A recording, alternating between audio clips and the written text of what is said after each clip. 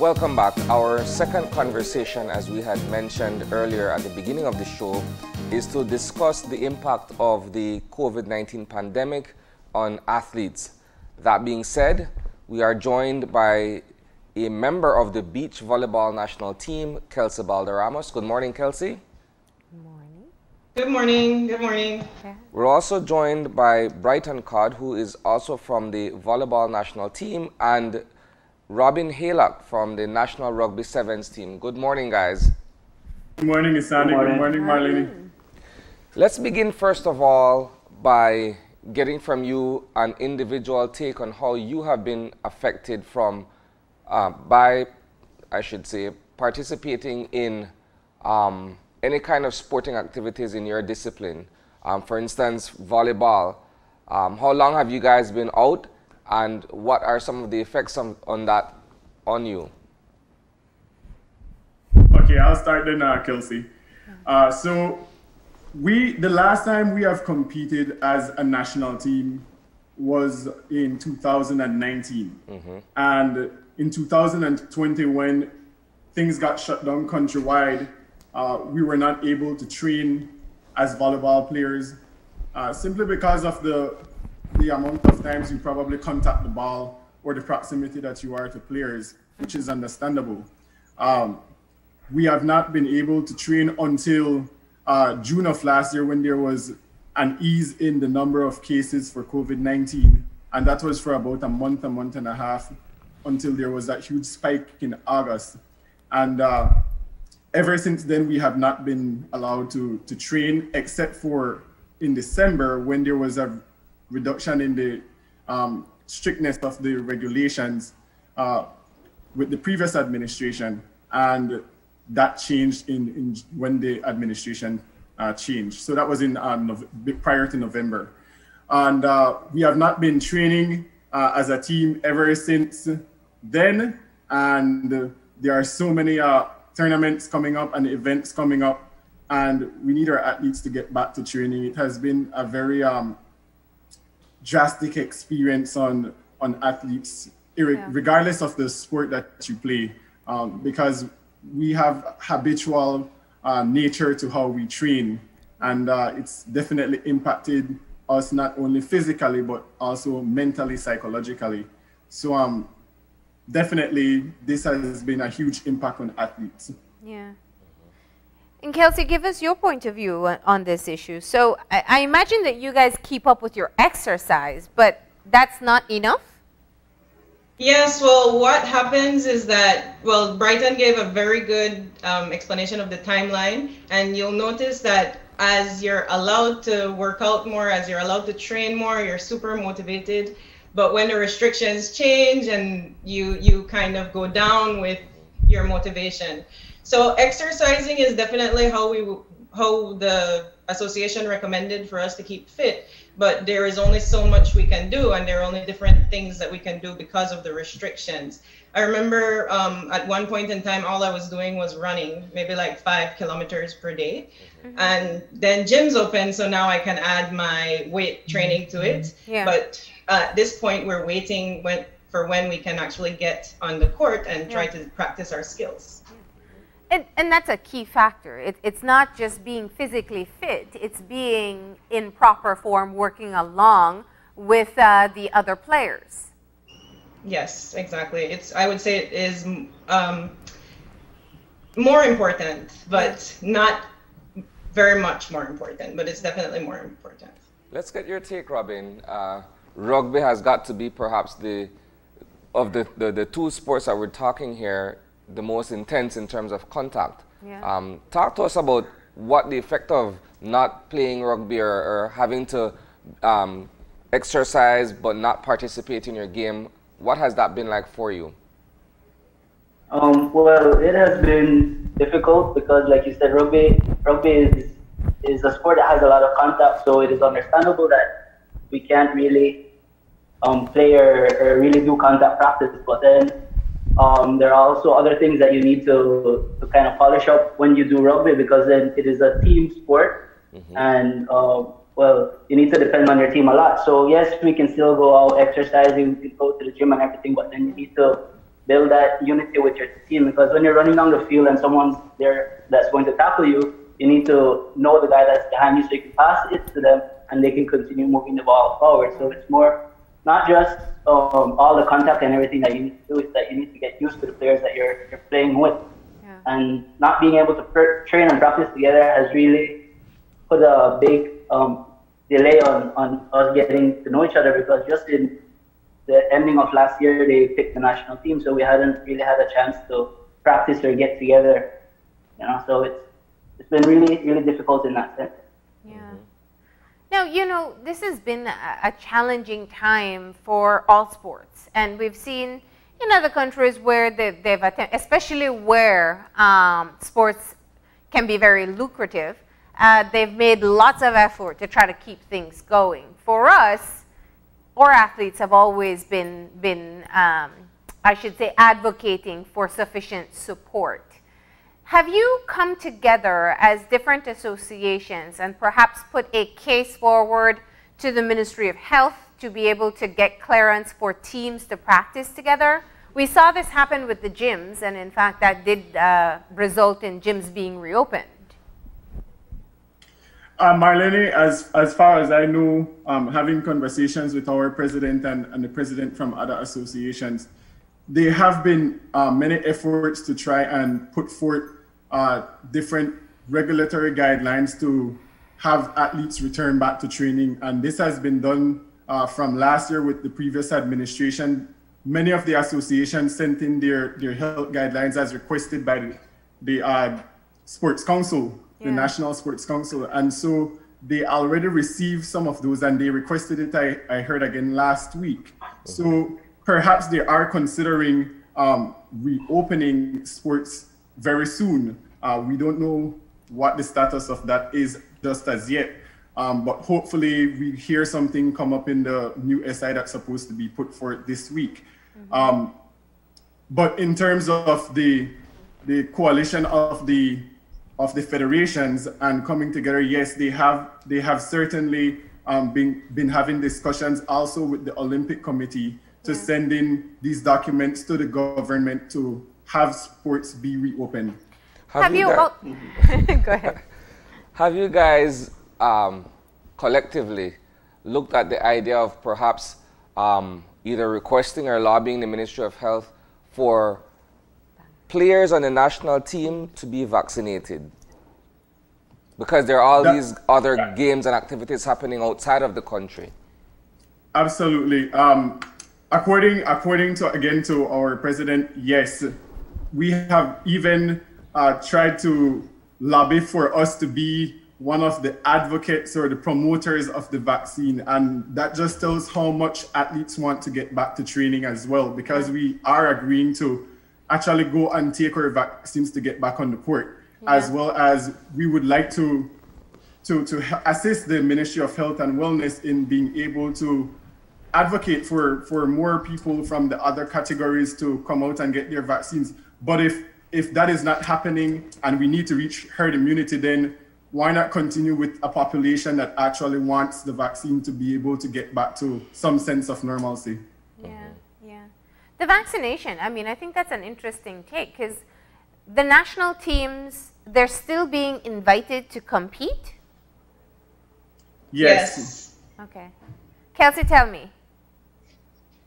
In fact, volleyball at least has already received the dates for all competitions, for indoors female, indoor male, beach male, and beach female. So we already have a competition date. And that's kind of what makes this all the more frustrating, because we have a date, we have a deadline, and yet we can't have any word on when we can get back to training.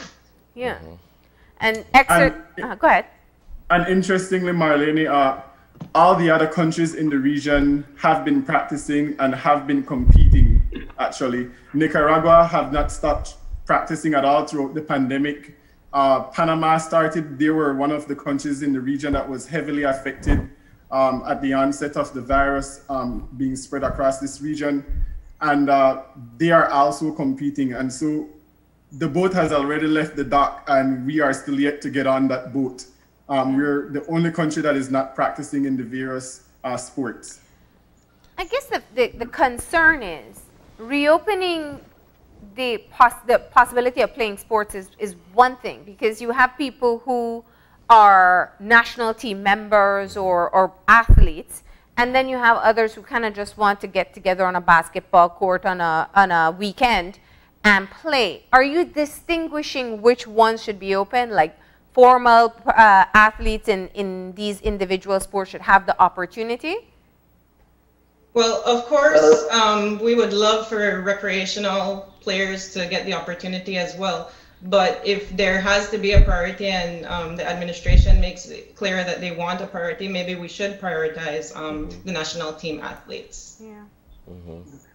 Because of that, then people who are on national teams and different things like that, they have more discipline and would be more able to follow the regulations for right now, as opposed to people who just go out and want to play a quick game. Then they would be a little bit more reckless, you know. And you would want to do like they're doing with the schools that they phase. They do it in phases. If you're ready, then you go to school. If you're not ready, then you just have to do what you need to do to prepare, and then you can go ahead with what you want to do. Your sector. And Marlene, yeah, go ahead.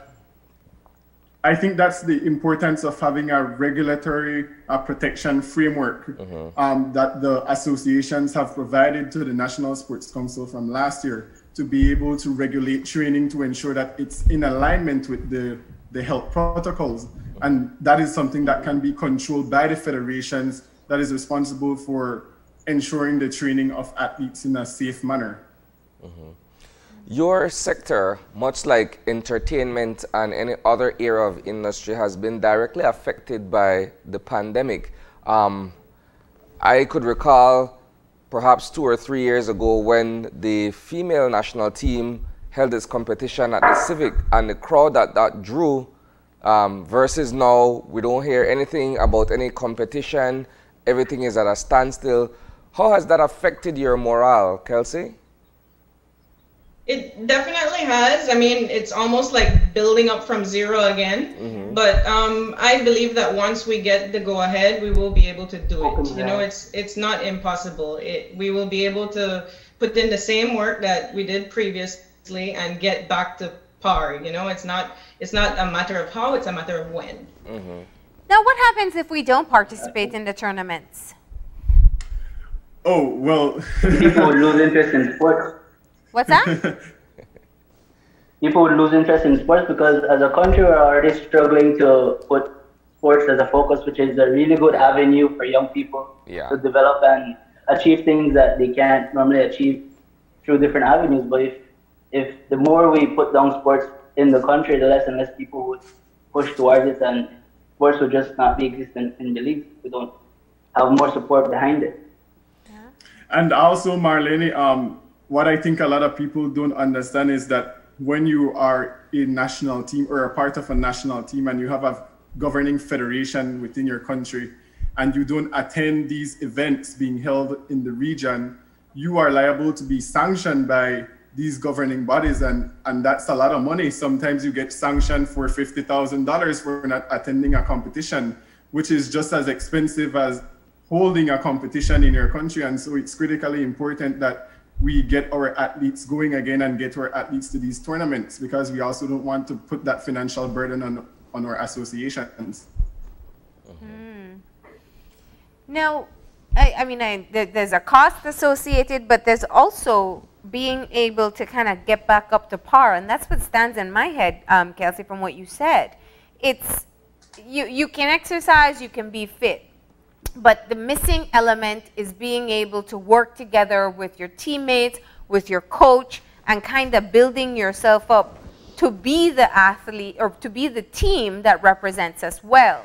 Now, having worked with teammates, do you think that it's going to be a tough time for us to recover from 1 year of no practicing and playing? I think it will be like riding a bike. Although we've missed some time, once you get back into the swing of things, you know, the chemistry starts to flow again. You start remembering and muscle memory kicks in, your mental capacity is there. So I honestly believe, and maybe I'm being hopefully optimistic, but that it will not be a very steep slope. Okay. We will definitely be able to get back to where we were very quickly. if we're willing to put in the work, which of course we are. Well, as Robin And said, also, go ahead. And also, Marlene, in athletics, in sports, there is something that is called periodization, and coaches who are trained within their particular sports know exactly what to do to get athletes up to par as quick as possible. And so periodization could be anything between training for a competition that's coming up in the next month and a half, 2 months, to training for the Olympics, which is the quadrennial cycle. Periodization will be very important in getting athletes back up to par, especially for the tournaments coming up next month for some particular associations. Yeah, so tell me which all associations have been a part of this conversation so far. We hear volleyball, we hear rugby. I know cycling is also a part of it. People from the national cycling team. Who else? Well, it's been rugby, volleyball, cycling. Well, table tennis was already given confirmation to practice again, athletics as well. But they are also a part of the conversation because they would like to start competing and not just training, because competing is important too before going away and representing the country.